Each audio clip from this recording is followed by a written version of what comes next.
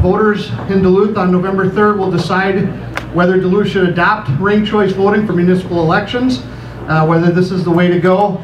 Several other communities are using it. Some have used it and done away with it, and there's a lot of issues surrounding it, and we'll get to those in just a minute. I want to introduce our two panelists. To my immediate right is Joel Cypress, a Duluth City Councilor, and he is an opponent of ranked choice voting. And to his right is David Wheeler, a former Duluth City Councilor who has been elected twice in the Twin Cities and Minneapolis under ranked choice voting. So with that, let's get right to it. We're going to take questions from the audience a little bit later. We're going to give these guys a chance to talk. I'm going to throw out some questions. We will take some questions from the audience. If you didn't get us a little slip of paper, the gentleman straight in the back with the purple tie is Neil Ronquist. He's a publisher of the News Tribune. He has pieces of paper he can give you. He'll also collect your questions, and then he'll decide which ones we haven't already touched on, which ones are issues that are that we need to still bring up. So feel free to write your questions down on the little pieces of paper and get them to Neil. With that, we didn't flip a coin or anything, so I'm just going to turn it right over to Joel since he's sitting closest to me, and ask Joel to start first talking a little bit about what ranked choice voting is. Well, thanks, Chuck, and I want to thank the News Tribune and the Chamber for putting on this forum, because as Chuck said, this is a very, very important decision for the city of Duluth. I also want to thank David for coming up to Duluth to participate in this. When I moved to Duluth about 21 years ago, actually, David Wheeler was my city council person, and I now occupy the seat that he held when I first moved here. So it's great to have a reunion of 2nd District Duluth City Councilors. They're an illustrious group. There's no so I actually brought a little handout with me to demonstrate ranked choice voting. If I could ask Barb and a couple of the people at the handouts to circulate those while I make a few just opening remarks. To give you a perspective on where I'm coming from on this. I've actually had an interest in voting systems that goes back about 20 years. And one of the reasons I've had such a deep interest in voting systems is that, as some of you know, I spent about 15 years very active in the Green Party. And if you participate in a third party, you almost have to have an interest in election systems, because you think a lot about what is it about election systems that produces the kind of results we get, and you think about what might be better forms of voting. And so ranked choice voting began to get a lot of attention shortly after the 2000 election. And as you may recall, there was a lot of controversy over the 2000 election because Ralph Nader ran as Green Party candidate, got several percentage of the votes nationwide, and some people were concerned that the votes that went to Nader were what cost Al Gore the election. And so after that election, people began to think about the issue of, is there a way that we can make sure that people can vote their conscience? Is there a way that we can make sure that people don't waste their votes? And ranked choice voting seemed to some people to be a way to solve that. And when it first came up in conversations back then, my initial reaction was, all right, let's think about this. Maybe this has some promise. Let's weigh the costs. Let's weigh the benefits. Because one thing about voting systems is there's no such thing as a perfect voting system. You always need to weigh the pluses and the minuses of any voting system and figure out what works best for the situation. So I went into it with an open mind, thinking that maybe this is a solution to the so-called wasted vote problem. And then a few years later, people began to suggest, well, why don't we start pushing ranked choice voting in the local nonpartisan elections in Minnesota. In the local elections where we have the runoff, the primary, and then the general election, people run without party designation. Why don't we use it there to get started? And I looked at that and I thought to myself, wait a second. There is no wasted vote problem in our local nonpartisan elections because we have a primary, and out of the primary come the top 2 finalists, and then in November you make your choice between those 2 finalists. So there is no wasted vote problem. You never have to worry that in the November election you're going to vote for sort of a quote-unquote minor candidate and get your least favorite candidate elected. We have no wasted vote problem in our local nonpartisan elections. And so my first thought was, well then why would we do that? Isn't it sort of a solution in search of a problem? And then I began to think about it more, and this was about 10 years ago that I first started seriously thinking about this. I started thinking about it more and I said to myself, well, what would work better? A ranked choice voting election where we put everybody on the ballot and then ask people to rank 1, 2, 3 from this long list of candidates? Or does our current system work better, where you have all the candidates listed in the primary, you have 2 finalists come out of the primary, and then people make their choice in the November election? And the more I thought about it, the more concerned I became about using ranked choice voting in our local nonpartisan elections, and I became a skeptic. And I'm going to share with you some of the reasons why I became a skeptic. Do we have time? I'm beginning to feel like I'm at a lecture. Oh, yeah. And I'm wondering how we're supposed to, we're making opening statements and It's then... amazing, it's only been about 5 minutes, I just checked. Okay, All right. So I'll wrap. you'll get your time. just checking. I'll wrap I it- want to be sure. Yeah, I'll One wrap of it my up. jobs is trying to make sure it's fair to both of you. Yep, I'll All right, wrap it up quickly. I'll just ask you to take this sample ballot that we produced, that I have here. This is what our 2007 election would have looked like in Duluth. I took the candidates who filed, and I used the Minneapolis ballot as a model, and I turned the 2007 election into a ranked choice election. And this shows you exactly what voters would need to do. And my first concern is voter confusion. You've got this long list of candidates for all these different offices, and you've got to make informed, intelligent choices among these candidates. And we need to keep in mind that unlike most people in this room, most people are not political junkies. They don't spend hours and hours researching the candidates.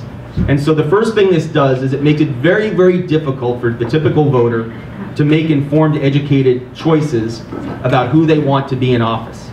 That was my first concern. But the second concern is something that's very particular to ranked choice voting. If the candidates you rank don't make it to the final round of counting, your ballot doesn't count. It's called the exhausted the exhausted ballot problem.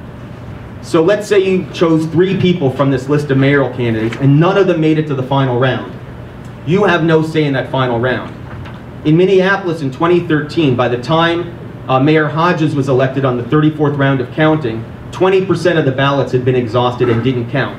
In Oakland in 2014, by their 16th round of counting in their mayoral election, 24% of the ballots had been excluded and didn't count. And what makes it worse is if you only choose one candidate, your chances of having your ballot exhausted and excluded go way up, go through the roof. So my concern is the difficulty of voters making informed, educated decisions because of the complexity of the ballot, and also this problem of excluded, exhausted ballots, which give many voters no say whatsoever in the final decision about the victor. First of all, I want to say thank you to the Chamber. I was part of Leadership Duluth many years. Can't hear me? Okay. I was part of Leadership Duluth many years ago with your Chamber President, David. And we went through a great process 20-some years back through Leadership Duluth, and I want to thank the Chamber for supporting that kind of program. It is one of the things that caused me to get involved in the political process. And you know, I think good, healthy civic engagement is a very, very important thing. Some of you are old enough to remember that I was, many years ago, a Duluth City Councilor when Joel and I met the first time. And I actually ran for mayor 20 years ago this year. And there was a young guy by the name of Donnie Ness who chaired my campaign and ran it. He's been a far better mayor than I ever could have possibly have been. Anyway, it's a real delight to be with you. I know I'm the only person in the room that has experienced elections in Duluth and 2 ranked choice voting elections in Minneapolis. Minneapolis first put the ranked choice voting to test in 2009. And what I really like about ranked choice voting, and don't get confused with all sorts of you know, exhausted ballots and that kind of. I mean, that's not the point. The point is that you actually have more power and more control, and special interests have far less control and power. Now, Duluth has a great voting history and record, and you have a relatively good turnout for your primaries, but not phenomenal. I got knocked out, as I said, 20 years ago with 7% of the vote, and we ended up with 2 mayoral candidates, one who had been mayor of Superior and the other who was mayor of Duluth, running in the final election. It's unfortunate that there was not an opportunity for other people to continue the dialogue because it was the same old stuff. The thing with ranked choice voting is it allows more voices to be heard. Another piece with ranked choice voting that is really good is it gets rid of negative campaigning. And in any political election, even in local civic elections, there can be negative campaigning. One of the pieces that you have to do is you have to appeal to a broader variety of people. Now, Betsy Hodges, who was my city councilor when I lived in the Twin Cities, who later ran for mayor, one of the pieces that she has said about ranked choice voting that I really admire is you have to talk to more than just your base. You have to talk to more people. It broadens the number of people you have to talk to. You cannot treat your opponent in a shabby fashion with negative campaigning and that sort of stuff, because if you do, you won't get the second vote or the third vote. So my experience when I first ran for the Board of Estimate and Taxation, which is an unusual little organization, I'll tell you about it another time, that's not the point. I ran citywide across the city of Minneapolis. There was an incumbent running and there were 4 other candidates. 6 of us were running. This is an at-large piece. And I know one of the concerns that people talk about ranked choice voting, how does it work with at-large? And it works beautifully. In fact, it is phenomenal how well it works. What happened is the incumbent got enough votes right off the bat to be reelected. So then I had the second most first place votes. I had the most second place votes, and I had the second most third place votes. And so as it was redistributed, I ended up getting elected with far more votes than would have ever happened in a traditional election. Plus, I had to speak well of the people I was running against. We had very civil, just like this stuff we saw when I came in, very civil elections, and I think that was a very positive thing. So, is ranked choice voting perfect? No. Is a small primary where special interests have the opportunity to push candidates forward perfect? No. But I think ranked choice voting in a local election is a fantastic way of doing it because it really raises the level of discussion. Voters, the best turnout we had in Minneapolis in 2013, it was a huge turnout, 35 candidates for mayor. 35 candidates for mayor. That was unbelievable because it cost $20 to get your name on the ballot, and you name it, people got their name on the ballot. That has been corrected for the future, but even with all of those people, they had debates, they went around, and the person who spent 3 times more money than Betsy Hodges did not win. Money does not have the same power and control, and I think that's significant. I think that's really important. So, I'm looking forward to your questions. I'm looking forward to Chuck's questions and having a great discussion with my good friend Joel. I think one of the things I found interesting in this election season is, you know, in Duluth, the Duluth area, we have a vast number of DFLers. It's easily the most organized or best organized party around here. And there seems to be a split. There are people who are staunchly DFL support it, and other people who are staunchly DFL don't support it. And I think, does that get to your point that you're making, David, about how special interests don't have as strong an influence? And I guess I'm still not understanding why they don't, if you could address that. When you have 15 or 20% that show up in a primary, the highly motivated people that are organized show up, and they're the ones that end up selecting the 2 final candidates. When you have an ongoing discussion without a primary, and you put the primary and the general election together, like happens with ranked choice voting, you have an opportunity for far more people to make the final decision about who will lead them. Now, ranking is not a difficult thing. If I were to ask you to tell me your 3 favorite Bridgman's ice cream, you know, would butter brickle be there, or butter pecan, or, you know, what would be on your list? You'd be able to rank those. Choosing political candidates is even more fun because you have an opportunity to really listen to them as they debate each other, as they talk about the issues, and you can decide who you think would be the best person. It's not the lesser of 2 evils. You actually have 3 or 4 or 5 people that you get to choose from. And because they have that dialogue and that discussion, because you can choose who you think would be best, You can bullet vote if you want, which is a mistake in ranked choice voting, because if you vote for just one, you lost your ballot. You lost your ballot. But by ranking 3, chances are very, very high that you will have an opportunity to help choose the leader who will lead you. I don't know if you want to address that, Joel, but I also want you to address the question of the primary. David was suggesting that without a primary, more people have an opportunity to vote in the general. I've got continue to be baffled by that statement, because everyone who's eligible to vote has the opportunity to vote in the primary. If they choose not to vote, wouldn't they be faced with the same, oh my gosh, there's so many candidates, I don't want to deal with this dilemma in the general? Yeah, I want to talk a little bit about this issue of voter turnout, because one of the things that advocates of ranked choice voting claim is that it gets more people involved and gets more people engaged. I actually looked at the voter turnout from Minneapolis and Duluth over the last 15 or 20 years.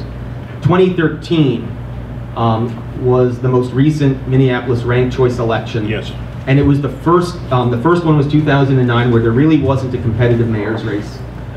2013 was the first time there was a competitive mayor's race using ranked choice voting in Minneapolis, and the voter turnout was about 33%. The last time Minneapolis had a hotly contested mayor's race was 2001, when R.T. Ryback beat Sharon Sales Belton. In that election, the voter turnout was over 40%.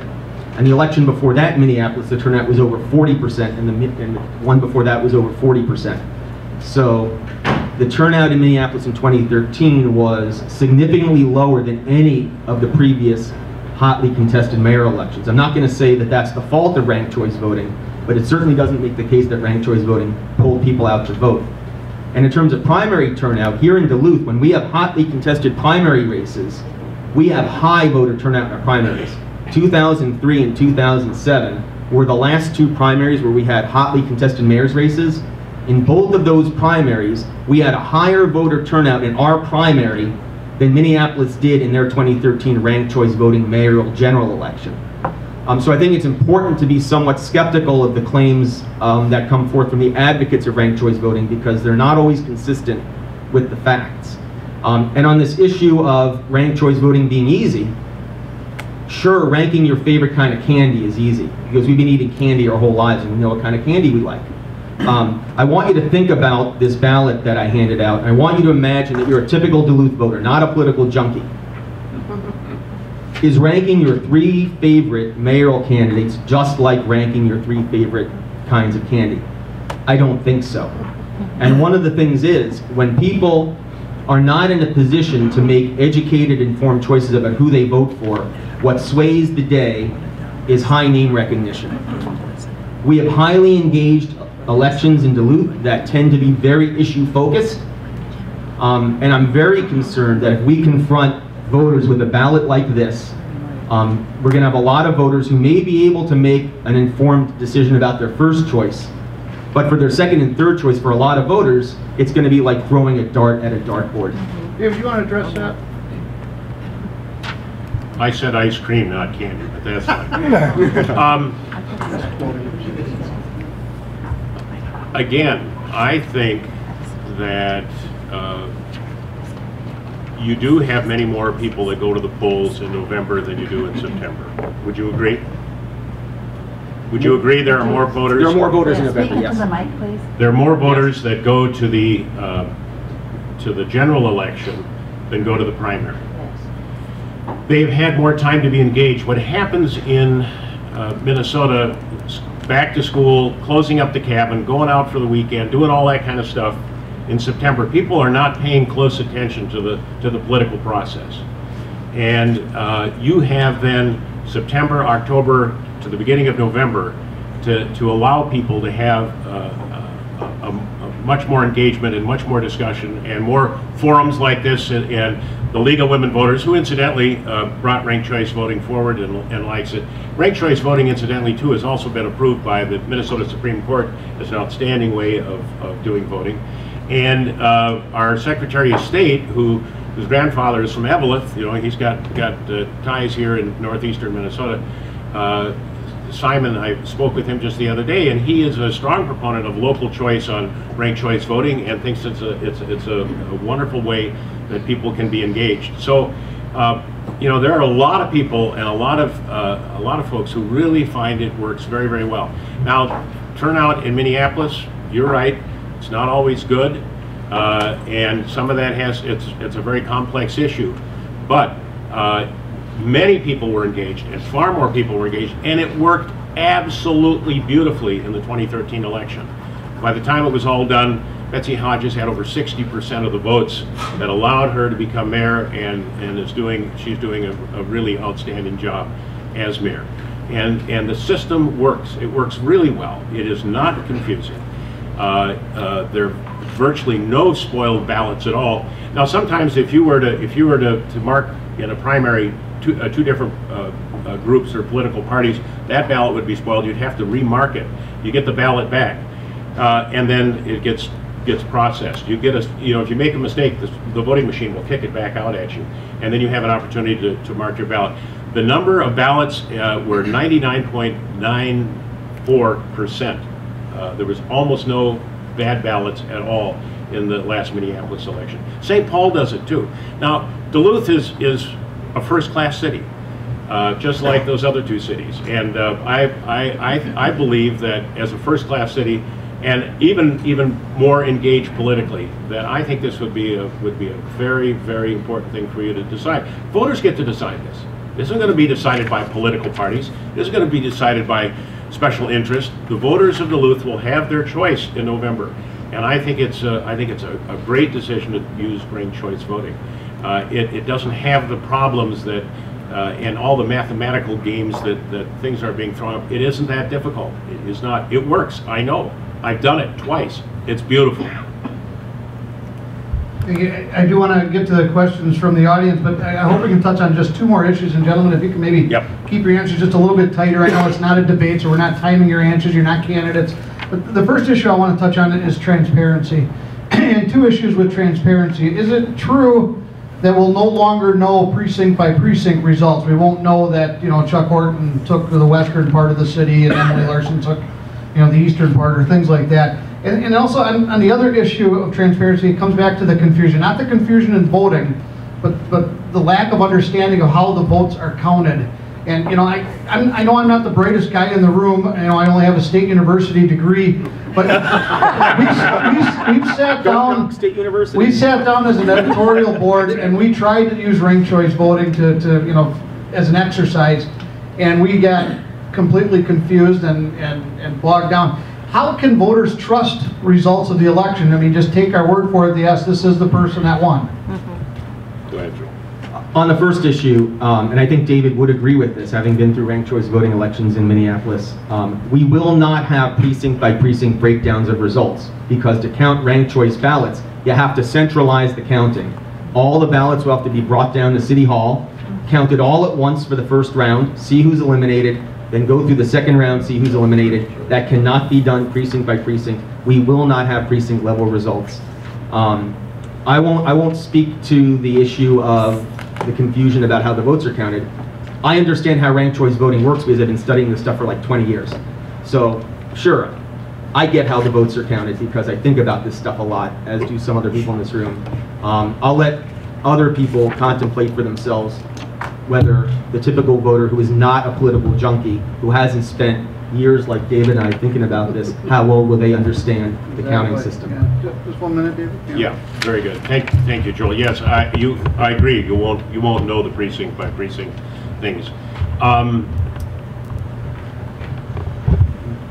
There are election officials who know how to do the counting. They're trained at that. It's just like some people are trained to be good journalists, or some people are good at being professors, or some are good at public speaking, or whatever it is. It's a skill and it's a gift. They know how to do it. It works well. They've done it a number of times. The first year, 2009, they went through some hiccups as they were trying to work it out. Now the voting machines exist, and they exist in Duluth to do ranked choice voting. That's not going to be a problem. It's going to work very smoothly. The election officials are the ones that will do that. The simple point is, can you choose your favorite candidate, your second favorite candidate, or your third favorite candidate? You don't have to do all three. You can do one, you can do two, you can do three. It's your choice, and it works beautifully.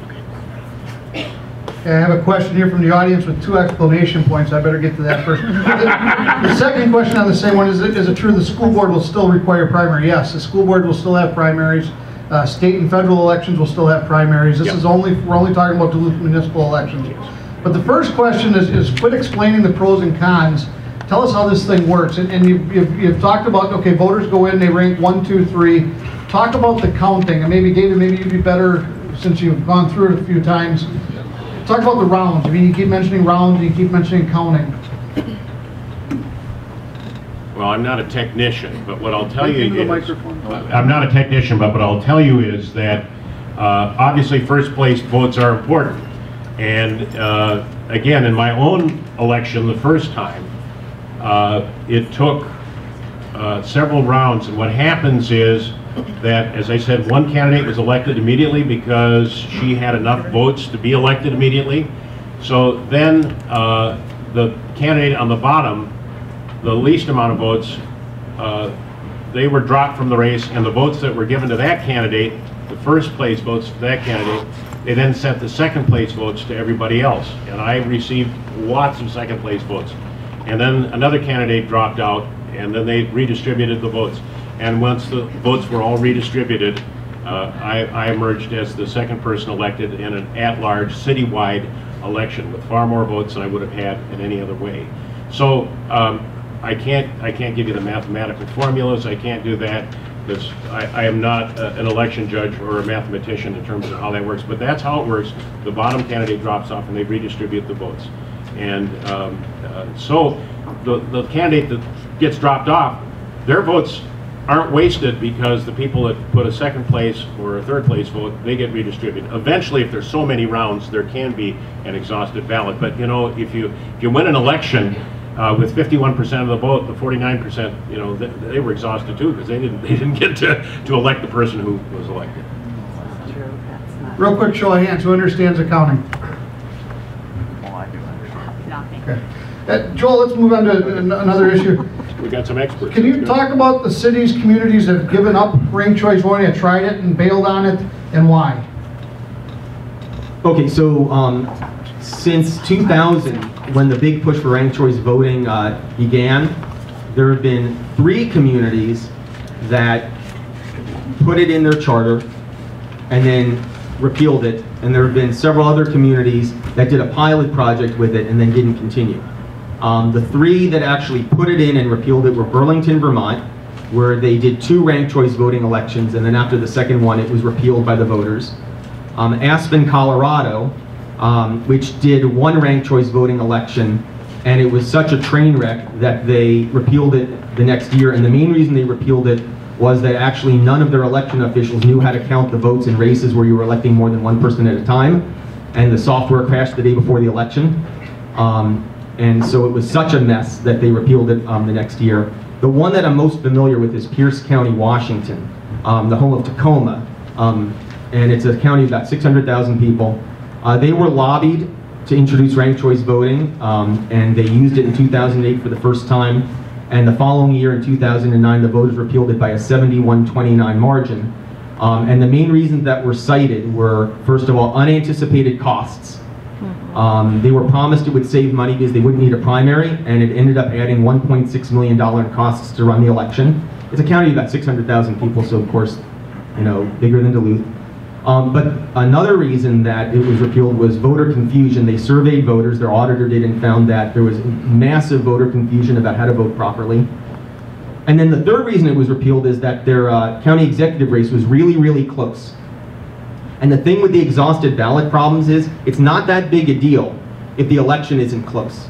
So Minneapolis has not had a close mayoral election with ranked choice voting, but the first time they do, I bet there's going to be a huge hue and cry, because imagine what would happen, because this is what happened in Pierce County. Their most important official was elected with a margin of just 1 or 2 percentage points, and thousands and thousands and thousands of votes didn't make it to the final round of counting. So there were thousands of people who didn't have a say on which of the 2 candidates left standing would win.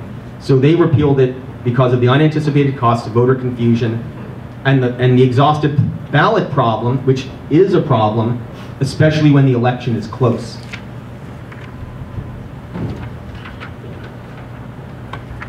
this hasn't happened in Minnesota. It hasn't happened in the 2 elections in St. Paul. Hasn't happened in the 2 elections we've had in Minneapolis. We do voter stuff well. We do elections well. We have a way of doing it that doesn't. We're not quite as partisan as some other places too. And I think sure, there are places that have repealed it, but there are places where it works beautifully. Minnesota is one of those states where it works absolutely beautifully. I have a question here about Fair Vote Minnesota. I think the Fair Vote is a nonprofit that's really pushing this, and we had a story in the News Tribune that said the Fair Vote has spent $70,000 and counting on an advertising campaign to try to get this passed.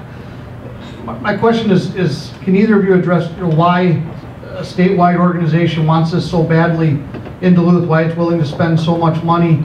And in the Twin Cities, wasn't Fair Vote, after Minneapolis and St. Paul, after they adopted it, wasn't Fair Vote the one that was then hired or paid to educate the public and to write the ordinances that pull it off? David, would you talk first on that one? Fair Vote Minnesota is fair. All right. I'm used to more sensitive mics, I guess. Fair Vote Minnesota is a statewide organization. It's supported by lots of good people. They've received some of their resources from the Joyce Foundation, from the Rockefeller Foundation, all sorts of very progressive organizations that care a great deal about voter turnout and voter participation. I understand, and I don't work for Fair Vote. You know, I had to rent a car to drive up here, pay for the gas, buy my meals, do that. I'm here because, not because I'm you know, an advocate from Fair Vote. I'm here because I'm a Duluthian. I grew up here. This is where I come from. I had political experience and 2 elections here. I've had 2 in Minneapolis. I feel very strongly about this. And so the reason I'm here is because I think it makes a huge difference. $70,000, I don't know, that seems like a fair amount of money. I know that they've developed ads that will be used in other places. Duluth isn't the only place that Fair Vote is going to be doing this, but this is on the ballot this year, and I think it's very important. And I don't see it as outside influence. I see it as an opportunity to educate and teach people. Fair Vote did some work in voter education, but there were, you know, I don't know. I have no idea what the deals are because I've never paid much attention to that. So Fair Vote Minnesota is the state affiliate of a national organization called Fair Vote that's based just outside Washington, D.C. And the Fair Vote organization nationally exists primarily for the purpose of lobbying and advocating for ranked choice voting. And the Fair Vote national organization has run campaigns like this all over the country and lobbied city governments all over the country for this idea.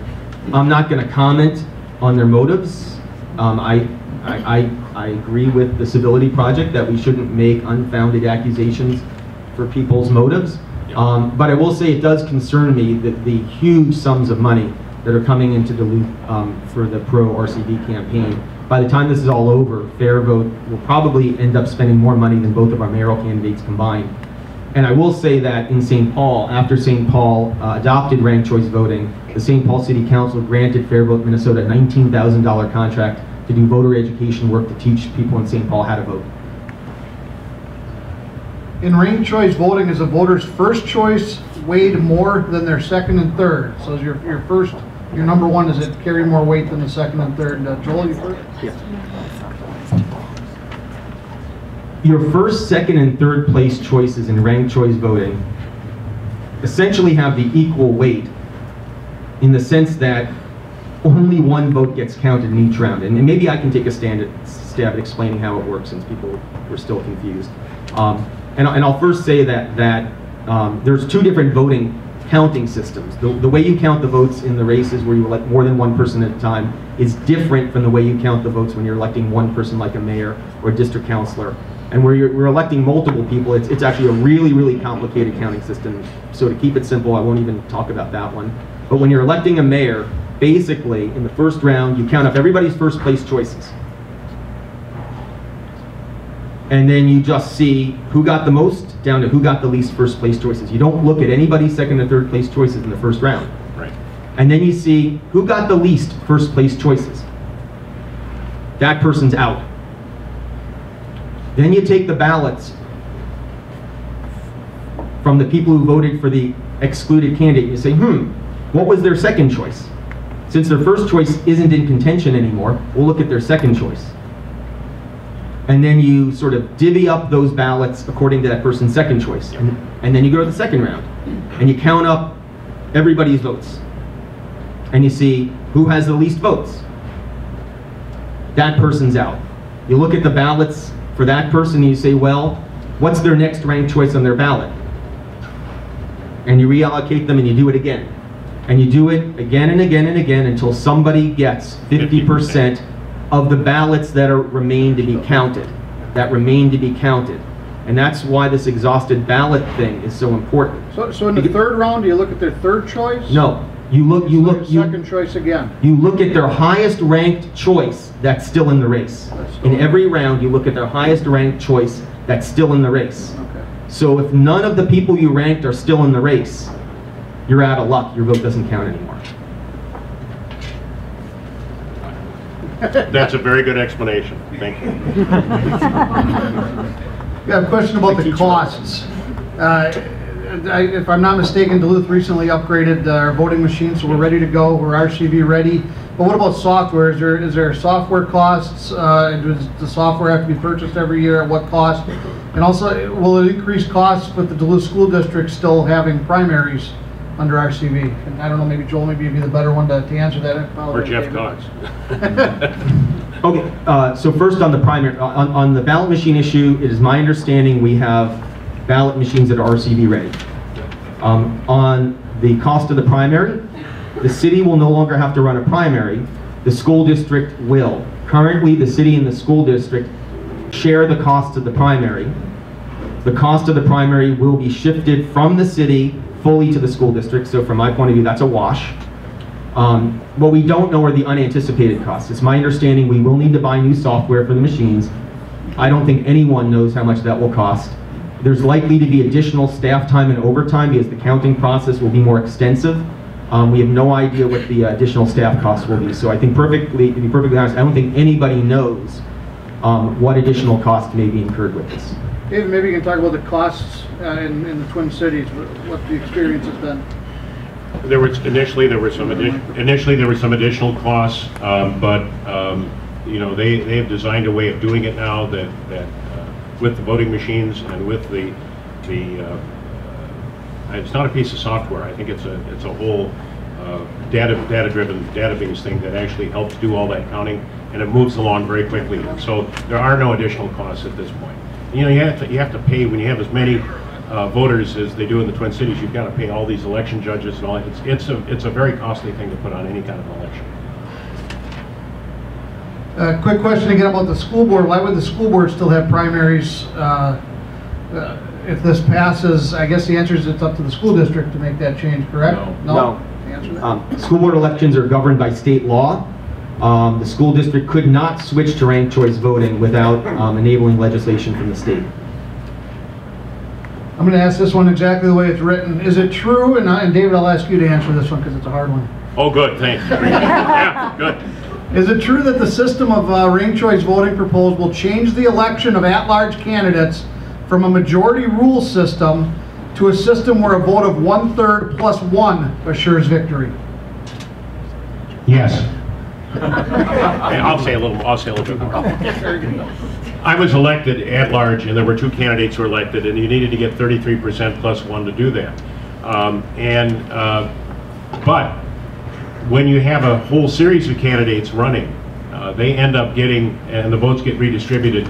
You actually get a broad base of support, and I think I mean it has worked very well in our at-large races in Minneapolis. So I think it would work very well here too. Remember, lots of good candidates get knocked out in a primary, so there aren't very many running in the final election. There may be some outstanding people who are running at large that would have an opportunity to continue to make their case before all the voters. I think that's a real positive. I will say that one of my big concerns with this specific proposal is the at-large races. As David said, what they call in RCV lingo, the victory threshold in the at-large races will be 33 1/3% of the votes plus 1, which means that it's quite possible that a candidate who is opposed strongly by 66% of the voters could be elected to one of our 2 at-large city council seats. Yeah, that didn't happen in Minneapolis. David, we'll start with you on this one too. Please discuss strategies to build coalition in ranked choice voting compared to getting your base out in current system. My signs when I ran for Board of Investment Taxation said, vote Wheeler your first choice. But I always ended every single conversation by saying, if I'm not your first choice, I would like to be your second choice, and this is the reason why. What happens in terms of you have to appeal to a broader variety of people when you run ranked choice voting. You can't just get your base out. You have to have conversations with far more people who don't always agree with you. And frankly, that's one of the things that's broken in our national political system, is that there's so much division between right and left, between Republicans and Democrats, and there's so much inability for people to sit down with people they disagree with, just like Joe and I are being very civil and sitting down here. We like each other even though we don't agree on this issue. We're here because we think it's important that the voters make a really informed and a good decision. And what happens, I think, with ranked choice voting is you really need to move beyond your own narrow interest and support group, and you need to talk with more people. And I think that's really healthy. One of the things I've done, I haven't studied it for 20 years like Joel, but I helped run the program called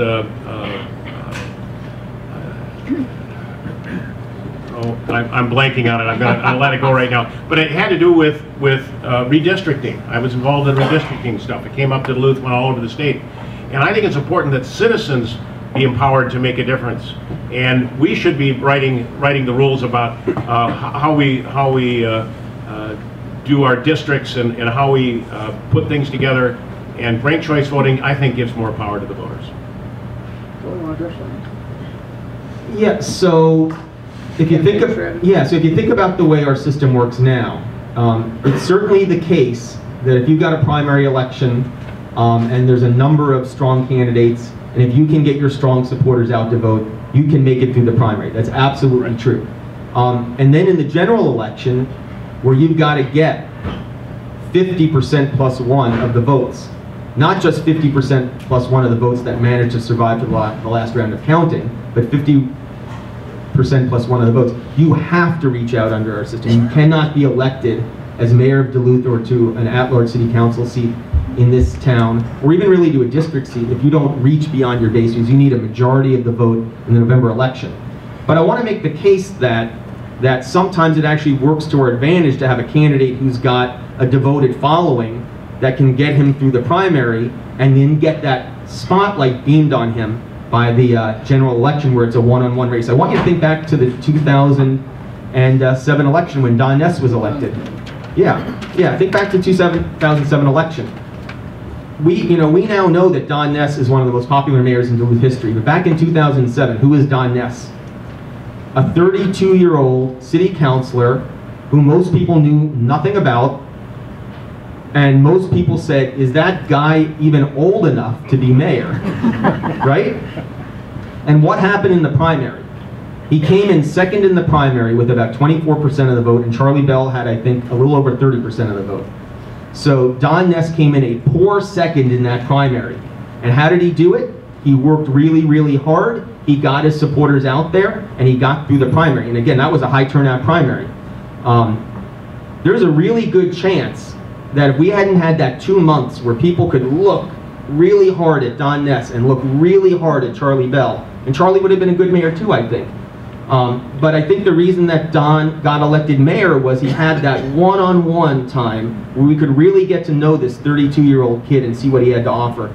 And my concern is in that list of 12 candidates where you had some other big name people like Greg Gilbert and Meg Bai and Herb Bergson.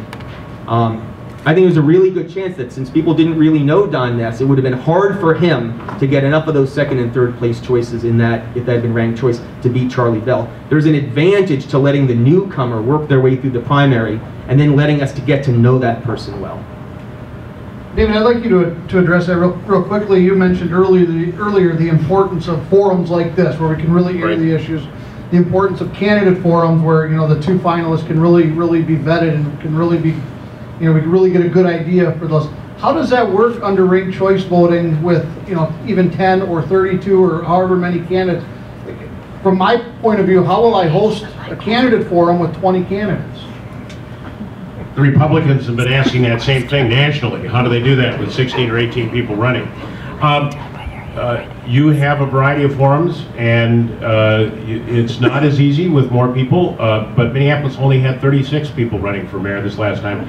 I don't think by increasing the filing fee to 500, just like St. Paul, they'll have quite as many extra candidates. I think voter education and forums are really important. You can work through with a larger group of people. You won't get as much time and you won't get as much input, but you'll get a fair amount. Say that Don Ness did look pretty young when he was elected, but I was with him last night. We spent some time together. He's gotten kind of gray. I noticed. What a great candidate. What a great person. This city is lucky that you've got such really great leadership, and you've got fine people running now. And I hope that you will give ranked choice voting an opportunity to help choose future leaders for your city. Question here from someone who says that they vote in every primary and they're a little bit offended by the way primary voters are being characterized this morning. I guess I apologize to all our primary voters, myself included.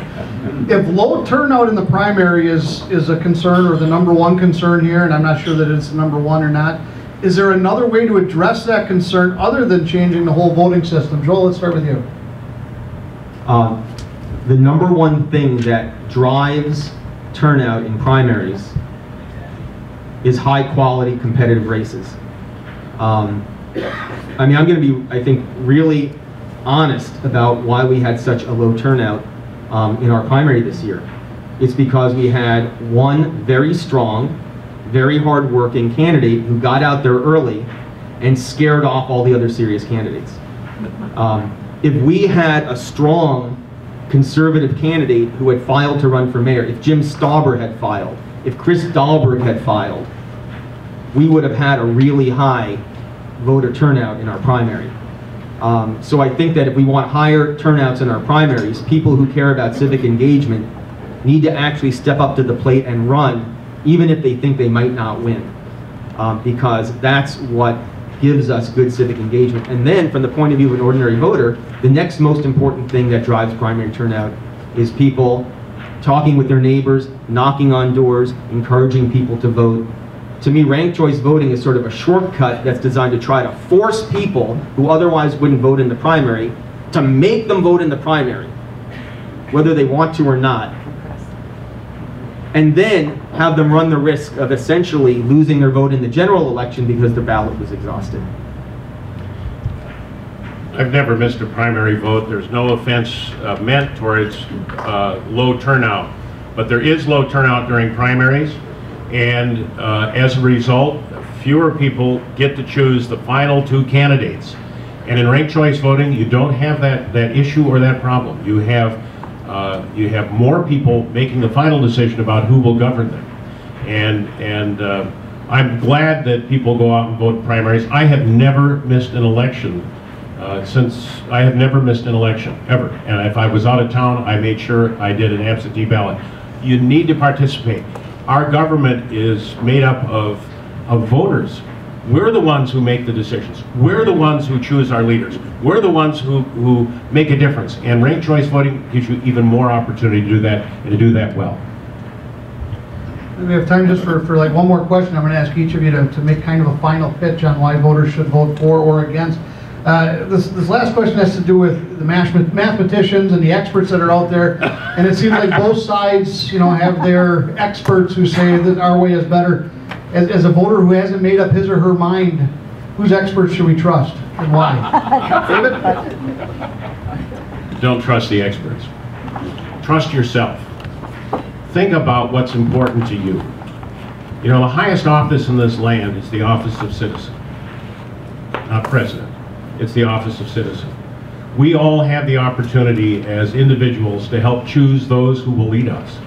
And there can be all sorts of charges thrown back and forth. I don't think you should pay much attention to all of that. I think you should really consider what's important, where your values are, and I hope you support ranked choice voting. If you don't, the world will not end. But I think the world will be a better world if you choose ranked choice voting. Thank you. And I'd agree with David. I think it's important for each of us to think this through for ourselves, because all of us have to make this decision for ourselves. The one thing I would just add to the discussion is, I think the burden really needs to be placed on the people who are suggesting we change. Because we have a voting system that's worked well for us. It's not perfect, but it's worked well for us. We have among the highest voter turnout and civic engagement in the country. David himself shared that we have had, generally speaking, good city leadership that's come out of our current system. I'm glad that there haven't been any serious problems in Minneapolis or St. Paul yet. But we do know. That's funny. But we do know that there have been places where it's been a train wreck, like Burlington, like Aspen, like Pierce County, Washington. And the flaws of ranked choice voting become most apparent when the election is close. So I think what we need to ask ourselves is, are we so dissatisfied with our current system that we want to change it to a system that we know has created serious problems in certain places?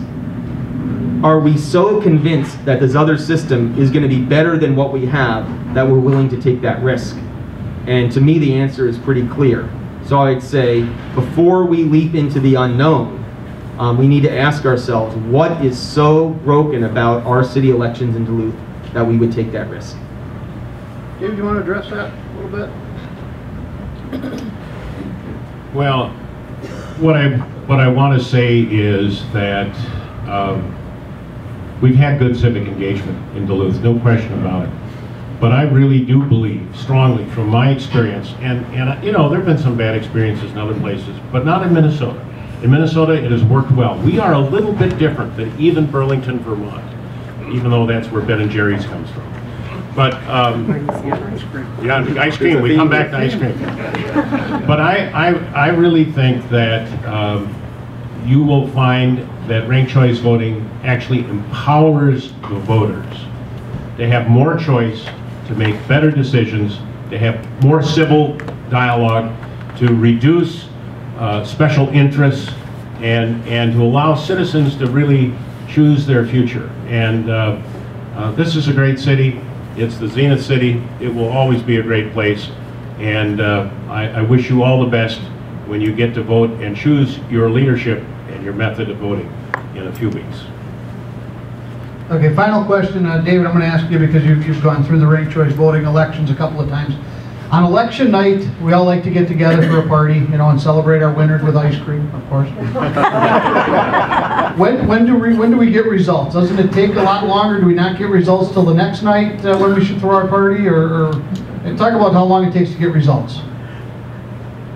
It can take a long time the first time you do it. However, because the voting machines now can do it, and because there is a program that has been put together that works well, it will come relatively quickly. It should only take maybe a day or two. Some elections you will know right away.